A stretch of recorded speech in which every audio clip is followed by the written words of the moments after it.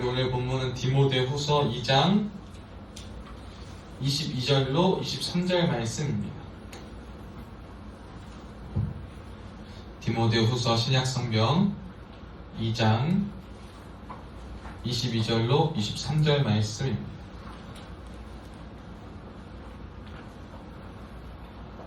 신약성경 디모데후서 2장 22절, 23절 말씀입니다.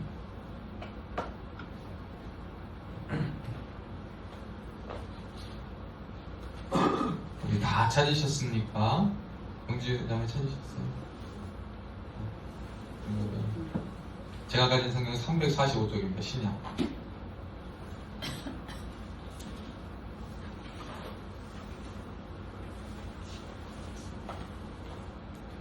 디모데후서 2장 22절로 23절 다음 목소리를 합독합니다. 시작. 또한 너는 청년의 정욕을 피하고 주를 깨끗한 마음으로 부르는 자들과 함께 의와 믿음과 사랑과 화평을 따르라. 어리석고 무식한 변론을 버리라. 이에서 다툼이 나는 줄 알미라. 아멘. 오늘도 예배의 자리에 나오신 여러분들을 주님의 이름으로 사랑하고 축복합니다. 시간이 지나면서 느껴지는 것 중에 하나는 삶에 대한 어떠한 세상에 대해서 가지고 있던 욕심 혹은 도전 정신 이런 것들이 좀 사라지는 것 같습니다. 10대 때, 그 젊을 때, 더 나이가 어릴 때일수록 뭐만 하면은 될 것 같다라는 생각, 그리고 또 한번 도전해볼 만하지, 지금은 늦지 않았지, 이런 어떤 생각과 도전 정신들이 우리에게 꽤 많이 있던 것 같아요.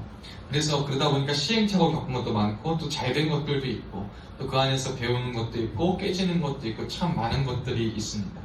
시간이 지나면서 안정되어 가고 직업을 찾아가고 뭐 가정을 이루고 삶에 대한 목표를 이루며 살아가다 보면 이제 그 목표를 어느 정도 안정과 목표가 삶에 잡히기 시작하면 거기에서부터 뭔가 새로운 것을 도전하는 것은 또 쉽지 않고 또 그냥 그 주어진 것들을 잘 유지하고 누리는 것을 제일의 목표로 살아가는 것이 우리의 대부분의 삶의 모습인 것 같습니다.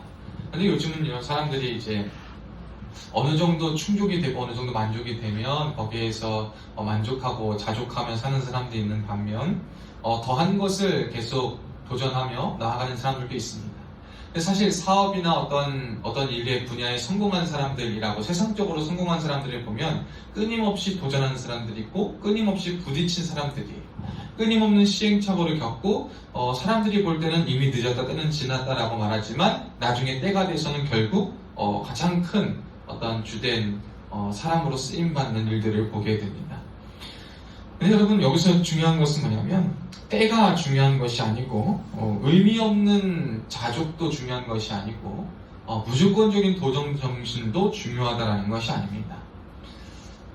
요즘은 이제 또 나이에 따라서 청년에 대한 나이를 새로 정의해야 된다는 걸 본 적이 있는 것 같아요. 제가 그래서 어떤 데는 좀 이렇게 좀 아주 더 자유롭게 잡으면 청년의 나이를 60대 초반까지로 잡아야 된다. 이때 지금 인류에 따르면 뭐 그런 이야기를 하는데 그런 시대 가운데 우리가 나이가 아무리 먹어도 이제 건강과 모든 것이 발전하는 시대 속에 이제 조심해야 될 것이 딱 하나 이거 같아요. 오늘 본문에 말하는 것처럼 청년의 정욕을 피하는 것. 여러분이 청년의 정욕을 피한다라는 것이 굉장히 어려운 일인데 저는 이거를 다른 말로 표현하면 이렇게 표현할 수 있을 것 같아요. 혈기를 다스리라.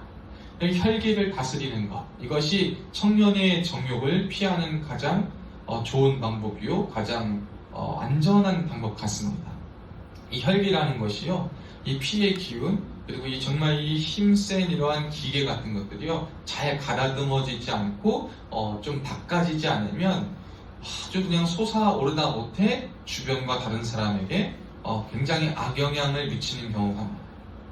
요즘 시대에 도전하는 것이 좋다고 청년이라고 다 이해해주고 어리니까 괜찮다라고 말하는 시대를 살아갔어요. 사실 사람이면 지각이 있고 해야 될 것과 하지 말아야 될 것을 알매도 불구하고 나이가 무기가 되고 청년이라는 게 무기가 돼서 함부로 대하고 함부로 살아가고 함부로 자기 기분대로 살아가고 행동하는 무책임한 많은 사람들이 보입니다. 여러분 이것은 청년이 청년에게 주어진 어떠한 혜택을 남용하는 것이고 잘못 쓰는 겁니다.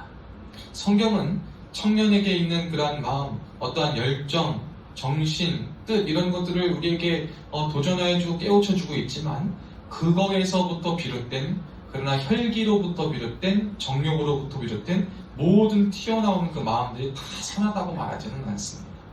우리가 가다듬어져야 될 것은 참 많이 가다듬어져야 된다라는 것이 늘 성경이 우리에게 말씀하는 바예요. 그러기 위해서 첫째로 저와 여러분이 청년의 정욕을 피하기 위해서 혈기를 다스릴 수 있기를 주님의 이름으로 축복합니다. 이 혈기를 다스리는 것은 뭐냐면요, 순간순간 올라오는 이 불쑥불쑥 들어오는 감정과 생각과 그래서 그걸 잡아야 돼요. 먼저 이 사람이 말이에요, 기분이 안 좋으면은 그 기분 안 좋은 게 마음 가운데 계속 쌓여요. 그래서 이걸 어떻게 표출할까, 어떻게 표현할까, 어떻게 삭힐까 이런 방법들을 하다가 이 분이 정말 이 마음의 감정이 소용돌이가 잠재워지지 않으면 이 소용돌이가 이제 마음뿐만 아니라 겉으로 드러나게 돼 있어요. 행동으로 드러나서 좋지 않은 행동과 좋지 않은 결과들을 야기해요. 그래서 여러분이 첫째로 혈기를 다스리기 위해서는요, 여러분에게 주입되고 여러분의 안에 싹트고 있는 그 생각과 감정들을, 사람에 대한 생각, 어떤 상황에 대한 생각, 자신의 욕심과 꿈에 대한 생각, 세상적인 목표에 대한 생각, 이 여러 가지 것들에 대한 생각과 이러한 어떠한 정신들, 이러한 도전점들을요, 감정을 잘 다스려야 됩니다. 이렇게 하는 것이 옳은 것일까, 옳지 않은 것일까? 이 옳은가 옳지 않음의 기준은 하나님 안에서예요. 우리에게 주어진 모든 이러한 것들을요, 하나님 안에서 내가 가지고 있는 이 마음과 감정이 어떻게 될 것인가 라는 것을 잘 생각해 보는 거예요. 제가요 2년 동안 묵혀있던 것을요, 이번 지난 주일에 해결을 봤어요. 나름 2년 동안 제가요, 거의 2년 동안 굉장히 힘들었거든요. 어떤 분들이 저를 너무나도 안 좋게 보셔가지고 막 좀 거짓말도 하시고 거짓 소문도 많이 내시고 악의적으로 막 편집해서 돌리시고 놀리시기도 하시고 막 이러한 것들을 계속 하시고, 제가 있든 없는 자리에서 막 이렇게 되게 안 좋게끔 많이 만들어 놓으셨어요. 근데 제가 2년간 참으면서 정말 그분들을 보고 그 상황들을 듣고 저한테 전달해주는 많은 사람들이 있는데 그 사람들의 이야기를 듣고 너무나 분하고 힘들더라고요. 똑같이 나도 그냥 어떻게 할까 막 이러는데 제가 그 답을 찾았어요. 이 2년의 가운데 혈기가 아닌 하나님의 마음은 무엇일까라는 거예요. 제가 왜 이번에 이것을 도전해봤냐면, 내가 이번에 이걸 끊지 않으면 이분들에게는 내가 끝나고 나면 다른 누군가가 나와 같은 사람을 만들어서 똑같은 행동을 또 하실 거라는 마음이 계속 강하게 드는 거예요. 그래서 이거는 내가 끊어야 되겠다라는 생각이 한 달 전부터 좀 들기 시작해서 어떻게 하는 것이 지혜로울까 하다가 제가 문자를 남겨서 전화를 요구했습니다. 전화를 요구해서 사실 누구누구님 제가 저한테 이렇게 하시고 이렇게 했고 이렇게 하고 자료도 갖고 있고 많은 사람들이 이야기해줬고 제가 또 다 알고 있고 아시지 않습니까? 이거 요즘 이렇게 하는 거 안 되는 거 아시지 않고 이거 이렇게 되면 굉장히 큰 문제로 가시는 거 아니지 않습니까? 전 이거에 대한 좀 정당한 게 있었으면 좋겠습니다. 좀 그래서 그분이 저한테 뭐 이러지 않고 저는 앞으로 누군가를 향해서도 이러지 않았으면 좋겠습니다라고 말씀을 드렸고, 그래서 그분이 그와 함께 했던 어떤 분에게 연락을 했는지 한 20분 뒤에 바로 연락이 오더라고요. 저한테 목사님 죄송합니다. 제가 자신이 잘못했다라고 시인을 하는데 말씀을 하시는데, 그게 뭐 누가 들었을 때는 온전한 사과든 뭐가 아닐지 몰라도 저는 이렇게 했으면 내가 할 일은 했다라고 생각해요. 제가 그때 이러한 일을 듣고 할 때 2년간의 기간 동안요, 이 혈기가 얼마나 차는지 저도 진짜 정말 똑같이 가서 멱살이라도 잡고 싶더라고요. 그냥 숨만 쉬어도 욕을 해. 숨만 쉬어도 욕을 하고 이래도 욕을 하고 저래도 욕을 하고 이래도 조롱하고 저래도 조롱하고 이래도 무시하고 저래도 무시하고 막 이러는 거예요. 어디에 있어도 있을 수 없고 그냥 막 웃음거리로 전락시켜버리고 하는데, 제가 그러한 소리와 그런 것을 듣고 막 우리 부대 서류까지 다 뒤져가지고 뭐 하나 잡아서 저를 어떻게 하려고 얼마나 노력을 하셨다는 거예요. 그런 얘기를 들을 때마다 제 심장이 막 뛰고 하는데, 제가 정말 똑같은 방법을 택하지 않게끔 하나님께 기도를 많이 했어요. 내 안에 드는 생각과 감정은 똑같이 해야지. 이거 2년이면 나 많이 참았다. 어떻게 하지? 순간 막 이런 생각이 들어오는데 정말 기도하면서 제 혈기를 다스렸어요. 하나님, 악을 악으로 갚는 거 주님 기뻐하지 않으시고, 좋지 않음을 좋지 않은 똑같은 방법으로 하시는 걸 기뻐하지 않으시는데, 내 속은 좀 썩고 아픈데 한 2년을 기다렸다가 다시는 이런 일이, 이런 상황이 재발되면 안 되겠다는 마음으로 제가 좀 마음을 정리하며 당당하게 이야기를 했습니다. 그랬더니 상황이 정리가 되었습니다. 여러분, 저와 여러분에게 있는 이러한 정욕과 혈기들이 있어요. 이 혈기가 방금 제가 말한 것처럼 여러분이 원든 원치 않든, 여러분이 가진 어떠한 꿈과 욕심과 어떠한 행동과 생각뿐만 아니라 타인으로부터 비롯된 적절하지 못한 행동으로부터 온 대처와 관련해서도 모든 전 방위에 있는 이 우리의 혈기들을 잘 다스려야 돼요. 이 혈기를 한번 잘못 다스리면요, 이 혈기에 사로잡혀가지고요, 이 혈기가 우리의 삶을요, 우리의 신앙을, 우리의 믿음을 망가뜨려 버려. 어떻게 망가뜨리냐? 세상과 죄인과 악과 똑같이 만들어 버려요. 여러분, 우리가 세상의 제도나 방법을 사용하는 게 나쁜 것은 아니지만, 악한 사람들이 악하게 사용하는 것과 같이 그 제도나 그 법과 그 모든 것의 원칙과 목표를 잊어버린 채 악하게끔 죽어라 하고 똑같이 죽어봐라 하고 하는 것은요, 옳지도 않더라고요. 하나님 보시기. 그래서 항상 그 고민을 많이 해요. 우리가 혈기와 이 정욕, 우리의 정욕을 피하기 위해서 여러분의 어떠한 목표, 여러분의 어떠한 무분별한 목표 혹은 무분별한 욕심, 절제되지 않은 생각, 여러분이 가지고 싶은 욕심들, 여러분이 가지고 이루고 싶은 꿈들, 혹은 여러분이 통제하고 싶은 것들, 여러분 주변에서 통제할 수 없는 것에서부터 오는 어떠한 답답함과 모든 일들 속에서 우리는 이 모든 감정들이 혈기로 치닫아서 혈기의 열매만 맺혀지지 않을 수 있도록 우리의 마음의 감정과 생각을 믿음으로 하나님 앞에 잘 다스려야 할 줄로 믿습니다. 이 정욕을 피하는 것이 너무나도 어려워요. 그런데 이러기 위해서 그래서 어떻게 해야 되냐? 여러분, 정욕을 피하고 그 다음 절에 이렇게 말해요. 주를 깨끗한 마음으로 부르는 자들과 함께 해야 된다는 거예요. 여러분 누구와 함께 하고 계셔요? 라고 물어볼 때 저는 그래요. 이것도 그렇지만 믿음 생활을 교회에서 열심히 하고 권사직분, 장로직분 받았지만 생각이 말입니다. 세상 사람들과 똑같은 사람들이 있어요. 기도하고 교회에서 직분 받고 예배할 땐 하지만 생각이요, 세상 사람들과 세상의 방식들과 똑같아서 정말 그리스도인으로서 말씀과 관련이 없는 삶을 사는 사람들이 계신데, 그런 분들은 뭐냐면 어울리는 무리가, 믿음의 무리가 거의 없어요. 다 세상의 무리들인 거예요. 교회 와서 열심히 예배드리고 새벽 예배도 하고 기도도 하지만 어울리는 사람들이 죄다 그런 세상 사람들인 거예요. 여러분, 우리가 이 세상 사람들에게 복음을 전하는 은혜의 통로, 하나님의 사랑을 전하는 통로가 되어야 하는 것은 맞지만 이것은 혼자만으로는 부족하거든요. 혼자 할 수 있다는 것은 너무나도 교만한 생각인데, 우리는 내가 믿음 안에서는 할 수 있다는 생각으로 하나님의 사람들과 함께 하려고 하지 않아요. 여러분, 하나님의 사람들과 함께 해야 되는 것이 우리가 청년의 정욕과 혈기와 우리가 바른 믿음의 길로 가기 위한 가장 좋은 길인 줄로 믿습니다. 어떤 사람들은요, 세상적인 친구들이 너무나도 많아요. 세상적인 요소들이 너무나도 많아요. 그러니까 믿음 안에서 하나님 앞에서 답답함과 말씀으로 씨름하고 해결해야 되는데, 내 취향과 나와 같은 시간을 많이 보내왔고 나와 세상적인 시간과 상황을 다 알고 어려서부터 지금까지 내 취향과 모든 걸 다 아는 사람들하고 자꾸 거기다 부대껴서 거기다가 이런 얘기 해결하고 저런 얘기 해결하고 하려 보니 말씀으로 씨름하고 해결할 시간이 하나도 없는 거예요. 그러니까 뭐예요? 말씀이 삶의 실력으로 나지가 않아요. 말씀에 대한 고민과 성찰이 아무것도 없어요. 그러나 친구는 세상적인 친구 좀 적어 보이고 그런 모임에 잘 가지 않는 사람이라 하더라도 믿음의 권속들, 정말 하나님 앞에 바로 서 위에 몸부림치는 사람들과 함께 어울리는 사람들을 보면 조금 더딘 것 같아도 뭐합니까? 하나님 보시기에 아름다운 길, 정도로 걸어가는 거예요.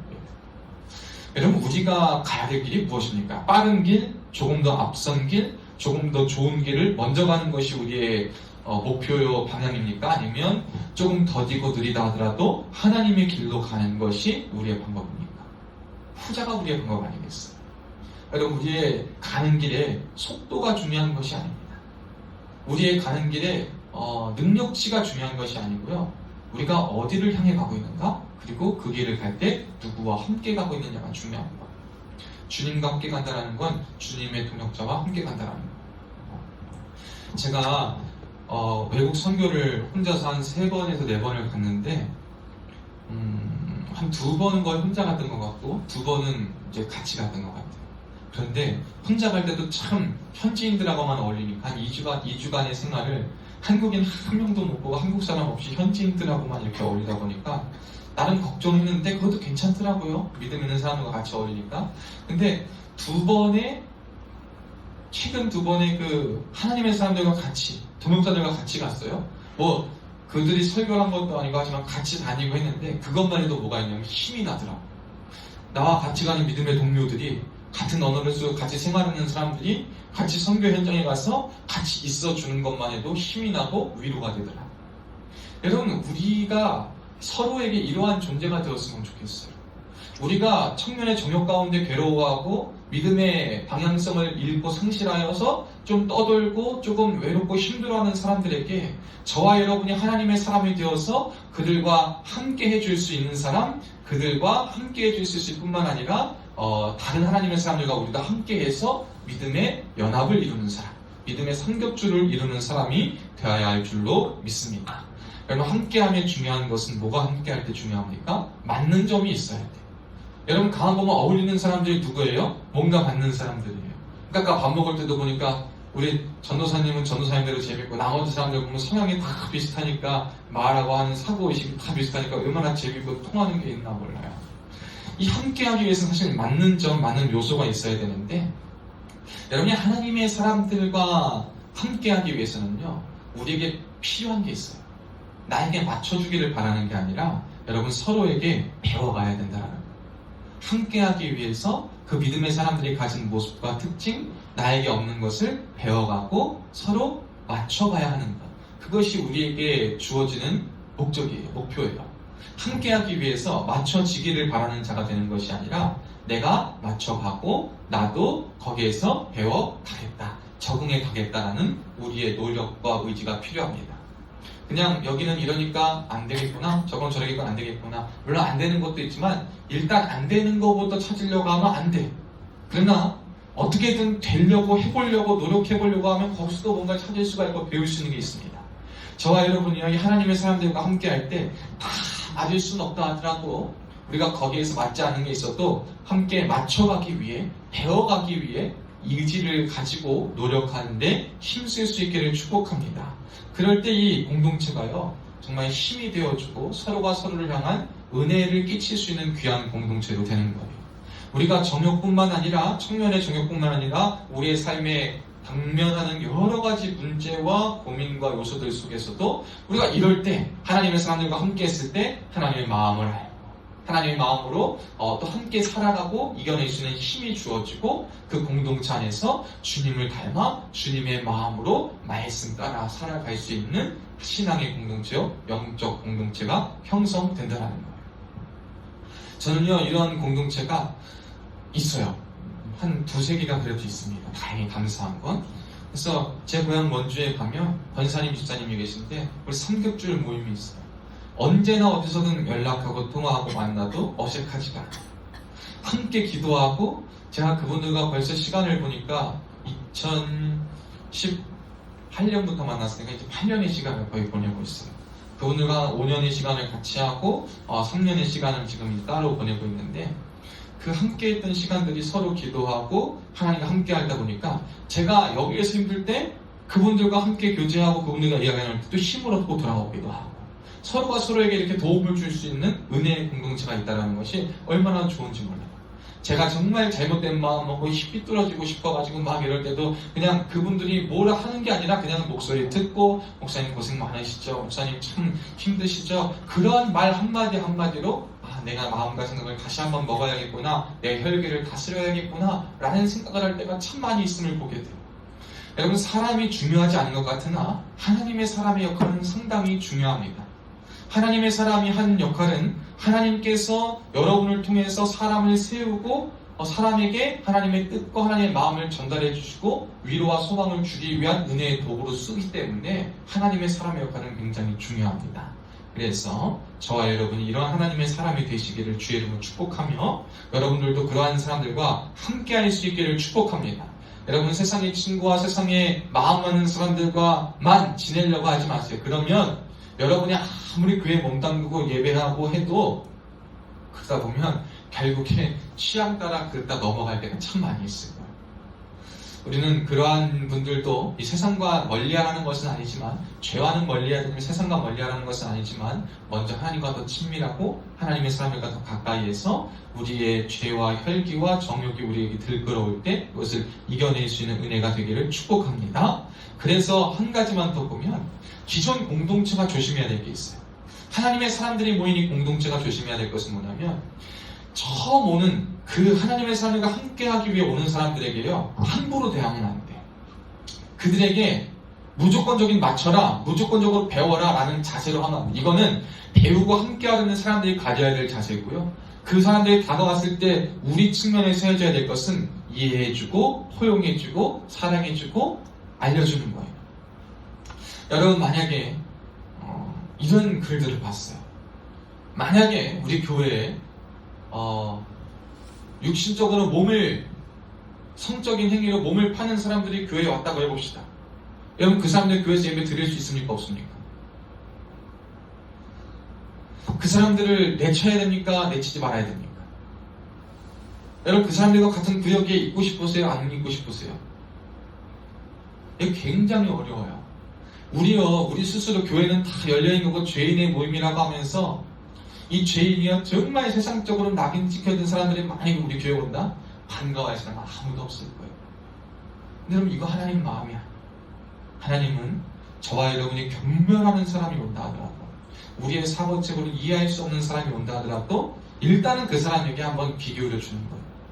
변하지 않고 적응하지 못하는 건 그 사람들의 몫일 수 있지만, 일단은 한번 끝까지 한번 이해해주고 포용해주려고 하고, 우리가 주님의 마음을 가지고 해야 돼요.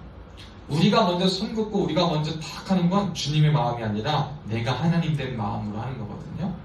누가 교회 온다 하더라도, 누가 와서 있다 하더라도 그들이 하나님의 사람과 함께하기 위해 하나님의 사랑을 느끼기 위해 왔다면, 여러분, 우리가 주님을 닮고 주님의 마음으로 말씀을 따라서 여러분의 그 의지와 뜻을 잘 정하여서 섬기고 포용하고 사랑할 수 있는 은혜가 주어지기를 주의 이름으로 축복합니다. 먼저 우리에게 요구되는 건 이거예요. 우리가 맞추려고만 배워가려고만 하는 것이 아니라 우리가 먼저 하나님 마음으로 이해하고 다가가는 거예요. 그럴 때 변화될 수가 있을 거예요. 그런 노력을 다할 수 있기를 축복합니다. 그리고 이제 그 뒤에 이렇게 말합니다. 그들과 함께 의와 믿음과 사랑과 화평을 따르라. 이제 하나님의 사랑과 함께하면서 쫓아야 될 덕목을 말하고 있어요. 4가지 덕목인데요. 첫째는 의의 덕목입니다. 이 의의 덕목은 아까 이야기한 것처럼 다른 말로 하면 주님을 쫓아가는 거예요. 여러분, 완전한 의를 이루신 분은 누구밖에 없습니까? 예수 그리스도밖에 없어요. 그러니까 이 의의 모습을, 여러분, 주님을 쫓아가는 것이 의를 따르는 모습이에요. 여러분의 신념도 있고, 살다 보면 우리가 안에 새겨진 가치 체계도 있고요. 우리 안에 어떠한 굳건하게 변화되는 요소들이 참 많이 있어요. 이것은 내가 죽을 때까지 참 지키겠다라고 한 우리만의 신념, 우리만의 가치 체계, 우리만의 이상향, 우리만의 추구하는 방향들이 다 있습니다. 그런데 주님을 쫓는 사람들은 이것이 있다 하더라도 주님의 말씀과 주님의 뜻과 어떤 충돌과 대립과 어떠한 것이 올 때, 내 것은 나는 원래 이런 사람입니다. 나는 이렇게 살아왔습니다. 나는 이러한 존재입니다. 나는 이것이 내 모습입니다. 라고 말하면서 끝까지 내 것을 주장하지 않겠다라는 거예요. 이것이 바로 의를 쫓는 사람들의 특징이에요. 하나님께서 저와 여러분에게 말씀을 주시고 도전을 주시고 깨우쳐 주실 때는요, 우리의 특성을 몰라서도 아니에요. 우리의 생리를 몰라서도 아니십니다. 다 아심에도 불구하고 다시 한번 주님을 쫓고 하는 모습이 무엇인지를 알게 하시는 거예요. 이 의는요, 내가 포기할 수 없고 내가 내려놓을 수 없는, 집착할 수밖에 없는 것들을 다 내려놓고 주님 따라가게 만드는 거예요. 의는. 주님이 말입니다. 예수께서 이 땅 가운데 오셨을 때 자신의 권세와 자신의 능력과 자신의 신적인 모든 것을 다 포기하시고 오직 하나님 아버지의 뜻을 따라 쫓으셨어요. 그것이 뭐예요? 그것으로 말미암아 우리에게 큰 은혜와 선물, 구원을 주신 거예요. 마찬가지로 예수님의 신념도 있었을 거고 예수님의 가치도 있었을 거예요. 이럴 때 이렇게 된다는 생각도 있었겠지만, 그에 앞서 예수님께 뭐가 있었냐면 아버지의 뜻이 있었다는 거예요. 여러분, 의를 쫓는다는 것은 바로 이것입니다. 여러분이 하나님 아버지 예수 그리스도를 쫓는 거예요. 그래서 신년에 여러분 이런 말을 우리가 그쳐야 돼요. 저는 원래 그래서, 저는 원래 이랬고 그건 좀 어렵고요. 여러분 이러한 말들이 우리에게서 먼저 끊어질 수 있는 한 해가 되기를 주님의 이름으로 축복합니다. 우리가 이걸 다 끊어져서 하나님 앞에서 도전해보는 거예요. 나는 그렇지만, 지금까지는 그러했지만 말씀이 하나님이 요구하실 때 제가 주님을 쫓겠습니다. 이것이 의를 따라가는 것이고요. 두 번째는 믿음이에요. 믿음을 따르는 것은 무엇일까? 라고 했을 때 너무나도 간단히 설명하면 하나님을 바라면서 사는 거예요. 여러분 하나님을 바라면서 사는 거예요. 믿음은 뭐냐면 하나님이 주시고 이루실 것을요 바라보는 거예요. 우리가 세상적인 결과와 세상적인 일들 사이에서 많이 얻어지는 것들, 획득되어지는 것들이 있는데 그것들이 주는 기쁨과 그것들보다도 그걸 통해 이루시고 그걸 통해 어떻게 하신 하나님을 바라보고 왜 주셨는가 하나님을 기대하며 하나님의 마음을 가지고 사는 거예요. 상황 속에 안절부절하지 않는 것도 아니고 어떠한 상황이 우리에게 주어졌을 때 믿음을 통하여서 하나님께서 왜? 라는 질문으로 하나님 제가 하나님을 신뢰하는 것이 무엇입니까? 제가 불 속에서라도 하나님을 신뢰하며 물 속에서라도 하나님을 신뢰하며 지금 이 기쁜 상황 속에서 하나님을 따르길 원합니다라고 고백하는 것. 여러분 언제나 하나님을 바라면서 사는 것, 하나님을 끝까지 신뢰하며 사는 것이 바로 믿음을 따르는 모습이에요. 우리 주변에 믿음을 따르지 못하게 하는 많은 요소들이 있어요. 아까 이야기했지만 혈기나 감정이나 상황이 올 때요 믿음적인 하나님을 바라보기보다 사람을 보고 상황을 볼 때가 참 많아요. 그때 하나님께 기도하는 거예요. 하나님 저에게 믿음을 주세요. 이 상황 속에서 하나님이 요구하시는 것, 하나님을 바라며 사는 것은 무엇일까 저에게 알려주세요. 요셉이 참 이것을 많이 했을 것 같아요. 여러분 종으로 팔려가가지고 거기서 요셉처럼 이렇게 팔자가 정말 안 좋은 사람이 어디 있어요? 여러분 만약에 요셉이 되고 싶으세요? 하면 되고 싶은 사람이 있습니까? 만약에 나중에 총리는 되긴 해. 이건 총리가 되는 건 알지만 그 총리가 되기 전까지의 과정은 가족한테 배신당합니다. 가족이 그를 버립니다. 그리고 버렸는데 마침 버렸을 때 누가 나를 종으로 사가. 우리나라 사람도 아니고 외국 사람이 강대국의 자신을 종으로 사갑니다. 사가가지고 팔려갔는데 유명한 집에 어떠한 그래도 관리의 집에 가서 집사 노릇을 합니다. 집사 노릇을 하는데 그 관리의 부인이 와서 자기를 유혹해요. 나와 같이 가자. 나와 함께 하자. 유혹을 막 합니다. 근데 그 유혹을 뿌리쳤어요. 뿌리쳤더니 그 여자가 말이에요. 이 요셉에게 누명을 씌워가지고 얘를 범죄자로 만들어서 감옥에 가 살아요. 감옥에서 수년을 살면서 억울한 일하다가 하나님 뜻을 따라서 해석해주고 잊혀졌다가 다시 그 술 맡은 관원장이 기억해서 요셉을 끌려가서 해석하고 해몽하는 하나님의 은혜를 통하여서 그를 다시 부상시키고 요셉의 총리가 되는 사건을 겪습니다. 여러분 이런 삶 살고 싶으십니까? 저는요 마지막에 총리여도 이렇게는 안 살고 싶을 것 같아요. 마지막에 총리가 돼도. 근데 요셉이요 이러고 살 때 하나님께 불만을 안 했어요. 불평을 안 했어요. 요셉은 그래도 내가 하나님께 어떠한 자세를 가져야 되는가. 보디발의 아내가 유혹했을 때 말이에요. 그 유혹에 넘어갔으면 얻어지고 거기서 좀 잘 살았을 거예요. 종처럼 누리며 즐기며. 근데 그는 하나님을 바라봤어요. 하나님께서 내가 내 아버지 하나님 앞에서 이러한 죄를 지을 수 없다라고 말을 하면서 살아갔어요. 이게 바로 믿음이에요. 지금의 상황은 우리에게 어려워요. 지금의 상황이 힘들어요. 그러나 상황을 보는 게 아니라 하나님을 바라면서 사는 것. 하나님이 이루실 것을 기대하면서 당장의 이익이 끊어져도 하나님 앞에서 만족하며 그가 하신 일을 기대하며 사는 것. 이것이 우리의 믿음인 줄로 믿습니다. 이러한 믿음을 따르시기를 축복해요. 세 번째로는 사랑입니다. 이 사랑을 따르는 건 뭐냐면 이것 역시 사랑의 기본 바탕을 한번 생각해 봐야 되는 거예요. 여러분 사랑을 따른다는 것은요 섬김과 희생이 들어갈 수밖에 없어요. 누군가를 사랑하려면 나의 것을 조금 포기하고 내 기호를 포기하고 다른 사람을 위해서 희생하는 게 필요해요. 여러분의 부모님이 저희를 키워주실 때 보면 우리의 부모님과 어떻게 키우셨습니까? 본인들이 돈을 벌어가지고 누구를 위해 쓰세요? 자녀들을 위해 쓰세요. 본인들이 돈을 벌어가지고 자녀들을 위해 쓰시고 자녀들 먹고 싶은 거 좀 사주시고요. 자녀들 입고 싶은 거 좀 해주시고 자녀들 교육 다 해요. 자녀들을 위해서 자신의 삶을 희생하고 섬기십니다. 여러분 부모님은 왜 그래요? 사랑하니까 그러는 거예요. 진짜 사랑은요 다른 내가 사랑하는 대상을 위해서 섬기고 희생하는데 그 값을 물질 않아요. 그러니까 진짜 철이 들고 진짜 잘 성장한 자녀들은 그 부모님께 감사한 마음을 가지고 은혜에 보답하기 위해서 얼마나 그 때를 기억하며 평생 효도하며 살지 않습니까? 요즘 시대는 부모는 당연히 자녀 키워줘야 되는 게 당연하고, 낳고 싶어서 낳았나? 내가 태어나고 싶어서 태어났나? 자기들 낳아놓고서는 당연히 해줘야지라는 뻔뻔하게 요구하는 것이 당연한 시대를 살아가고 있는데, 여러분 성경은 한 번도 그렇게 말하고 있지 않아요. 우리 정신 차려야 됩니다. 성경은 부모님께 효도하라 그래요. 아비들에게 순종하라 그럽니다. 부모의 조건과 자격을 보고 해준 거 보고 따져가지고 부모에게 해준 만큼 해주겠다 하라는 말이 아니에요. 그럼에도 불구하고 부모면 순종하라. 하나님께서 허락하신 권위와 권세니까 순종하라. 그들에게 복종하라 라고 말해요. 자녀들도 부모들도 자녀를 노엽게 하지 말라 그래요. 그러니까 여러분 우리가 해야 될 것은 뭐냐면 이 사랑을 가지고요, 그렇게 나에게 베풀어 주신 하나님의 사랑과 부모님께서 베풀어 주신 사랑을 통하여서 섬김과 희생을 가지고 믿음의 사람들과 세상의 사람들과 허한 마음을 가진 사람들에게 섬기며 희생하는 자세가 필요합니다. 여러분의 시간을 좀 섬겨보세요. 여러분의 물질도 조금 섬겨보세요. 여러분의 것을 좀 희생해서 섬겨보세요. 저는요 100% 장담합니다. 섬김과 희생이 있는 곳엔 열매가 있어요. 그런데 여러분 열매가 없잖아요? 그러면 여러분이 진짜 잘 섬겼는가, 여러분의 것을 내어줬는가 한번 봐야 돼요.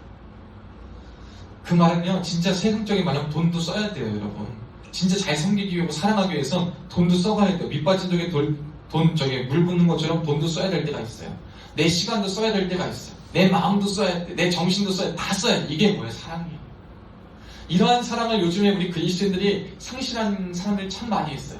왜냐하면 세상이 각박하거든요. 우리가 사는 세상도 힘들어요. 나 먹고 살기도 힘들고, 나 열심히 벌어서 먹고 사는 것도 힘들고, 나 하나 건강하게 생기는 것도 힘드니까 어쩌면 우리에게 너무나 당연하다고 여겨질 수 있어요. 너는 뭐 손이 없고 발이 없어서 그렇게 못 사냐? 너는 뭐가 부족하냐? 나도 이렇게 힘들게 살았는데 이렇게 살아가는데 너라고 그래? 아유 나약해. 야, 네 일은 네가 알아서 하는 거야 라는 것이 우리 사이에 너무나 당연한 걸로 지금 펼쳐지고 있잖아요. 그러니까 누군가를 섬기고 희생한다는 것을 위해서 이해하지 못해요. 그리고 그러질 못하고 살아요. 그런데 여러분 하나님은요 그럼에도 불구하고 섬기라, 그럼에도 불구하고 희생하라고 말씀하십니다. 사랑하는 여러분, 저는 여러분이 올 한 해는요 여러분의 주변의 사람에게, 그게 누구든지 믿는 자든 믿지 않는 자든 여러분의 시간과 마음과 물질을 온전히 쏟아 부을 수 있는 하나님의 사람이 되기를 축복합니다. 여러분 조금 섬기세요. 조금 희생하세요. 여러분의 것을 너무 이익 따지지 마세요. 좀 우리가 아낌없이 주님 따라 섬길 수 있는 은혜가 있길 축복합니다. 마지막 하나 다른 것만 보고 말씀 맺겠습니다. 화평입니다. 여러분 화평은요 화목한 관계를 얘기해요. 여기에서 우리가 화평을 따르는 중요한 것은 뭐냐면 1차적으로는 내가 하나님과 화목해야 돼요.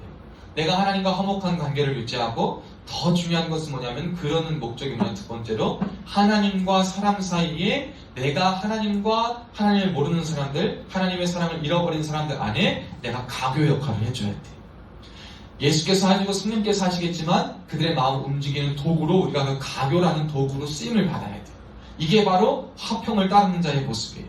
그러니까 여러분 교회 가면요 분쟁을 일으키는 사람 되는 것이 아니라 하나님과 가까이 할 수 있는 사람으로 쓰임받을 수 있길 축복합니다.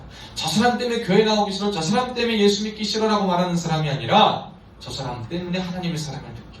저 사람 보니까 교회 나와야 되겠어 라고 할 수 있는 하나님과 사람 사이의 화목한 관계를 이어줄 수 있는 우리가 되어야 할 줄 믿습니다. 이것이 바로 하나님의 사람들이 가져야 될 태도이며, 청년의 때에, 우리 여기 다 청년이에요. 오늘 말씀을 듣고 영상으로 듣는 모든 분들 다 청년이에요. 나이가 노년이라고 상관없어요. 우리가 다 쫓아야 돼요. 의를 쫓고 믿음을 쫓고 사랑을 쫓고 화평을 쫓고. 근데 여러분 하나님과 어떻게 하면 화목해질 수 있을까요? 여러분은 어떻게 하면 하나님과 화목해질 수 있을 것 같으세요? 화목하라는 관계를 맺을 수 있을까요? 관계에는 시간을 보내는 것이 필수적이에요. 시간을 보내지 않고 좋은 관계가 쌓일 수는 없어요. 시간을 갖는다는 것 안에는 많은 대화가 있어야 돼요. 대화를 통해 상대에 대해 알아가야 돼요. 그래서 우리에 대한 두 가지 대화가 될 수 있어요. 말씀을 읽는 것. 여러분 이것이 하나님에 대해 알아가겠다라는 거예요. 하나님을 탐독하겠다. 하나님에 대해서 알겠다. 여러분 말씀을 많이 읽으셔야 돼요. 일단 이해가 돼도 안 돼도 한번 읽어보셔야 돼요. 말씀을 쫙 읽는 것, 이게 하나님과의 관계를 쌓는 첫 번째 방법이에요. 두 번째로는 이 관계 가운데 여러분 이해가 안 되거나 궁금한 거나 여러분 삶에 어려운 게 있어요? 그러면 혼자 떠드는 것 같은데 대상을 하나님께라고 말하고 얘기하는 거예요. 하나님, 저 오늘 성경을 읽었는데 막 이렇습니다. 뭡니까? 제가 오늘 이런 일을 겪었는데 하나님 이렇습니다 라고 하면서 하나님 앞에 막 얘기하는 거예요. 그게 뭐냐? 기도예요. 어려운 게 기도가 아니에요. 그게 바로 기도예요. 그러면서 말씀을 읽고 기도하면서 하나님 앞에 미주알, 고주알 떠들듯이 얘기하다 보면 여러분과 하나님과의 관계가 화목해져 있어요. 누구를 통해? 성령께서 우리 가운데 역사하시기 때문에. 그 은혜를 여러분이 경험하면 이제 여러분이 경험한 그 화목함을 통하여서 믿음의 사람들과 믿지 않는 사람들과 또 하나님 사이의 관계 안에서 정말 서로가 서로를 은혜 가운데 이어주는 좋은 동역자요, 좋은 관계로 쓰임받을 줄로 믿습니다. 사랑하는 여러분, 올 한 해 여러분이 이렇게 쓰임받을 수 있기를 축복합니다. 여러분, 오늘 말씀을 꼭 기억하셔서 혈기 죽이시고, 혈기를 죽이기 위해서 오늘 마음을 잘 잡으셔야 돼요. 혈기가 있을 때마다 먼저 믿음의 사람들 혈기 좀 받아주세요. 혈기가 다른 데로 튀지 않게 믿음의 사람들이 이해해주세요. 그 마음을 좀 다독여주세요. 그 아픈 거 있을 때 여러분 믿음의 사람들이 할 일은 뭐냐면 그 악함과 그 나쁜 마음들이요, 그 정말 혈기가 우리 안에서 해결될 수 있도록 우리가 돕는 거예요. 이해해줘야 돼요. 우리가 인정해줘야 돼. 그리고 그들의 마음을 알아주고 이해해주고 사랑해줘야 돼. 그럼 그 안에서 녹아지는 게 있어.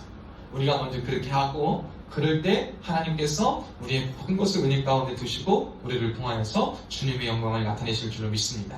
이 은혜가 오늘 이 자리에 참석한 저와 여러분 모두에게 주어지시기를 주님의 이름으로 축복합니다. 기도하겠습니다. 살아계신 하나님 아버지 감사합니다. 오늘도 주님이 자리에, 우리 예배의 자리에 우리를 불러주시고 주님의 영광을 따라서 이곳에 나오게 하시니 참 감사합니다. 이곳에 나온 자마다 그냥 왔다 그냥 가는 자 없게 하여 주옵시고 오늘 들려진 이 말씀의 열매가 맺어지는 은혜가 있게 하여 주옵소서. 하나님, 살면서 우리의 정욕들, 나이가 들어가면서 뭐 조금 시들어지는 것은 있다 하더라도 그럼에도 불구하고 고집적으로, 습관적으로, 관습적으로 고착화되어 꺾지 못하고 이것은 내가 태생이 그렇다, 나는 그래 왔다라는 말로 우리 안에 이미 자리 잡은 것들을 고쳐내지 못하는 우리 안에 잘못된 정욕과 태도와 모습들을 하나님 말씀 앞에 내어놓기를 원합니다. 의로 말미암아 깨지기를 원합니다. 사랑으로 말미암아, 믿음으로, 화평으로 말미암아 변하여 그것들을 쫓기를 원합니다. 믿음의 사람과 함께하기를 원합니다. 주님, 우리가 서로의 귀한 동역자가 되게 하여 주옵시고 하나님의 사람을 세워가며 하나님 나라 확장에 귀하게 쓰임받는 은혜의 사람들 되게 하여 주옵소서. 이제는 우리 주 예수 그리스도의 은혜와 하나님 아버지의 극진하신 사랑과 성령님의 감동, 감화, 위로, 교통 충만하신 은혜가 오늘 말씀을 듣고 말씀의 열매로 맺기로 다짐하는 사랑하는 성도들 머리머리 위에 지금으로부터 영원토록 함께 있을지어다. 아멘.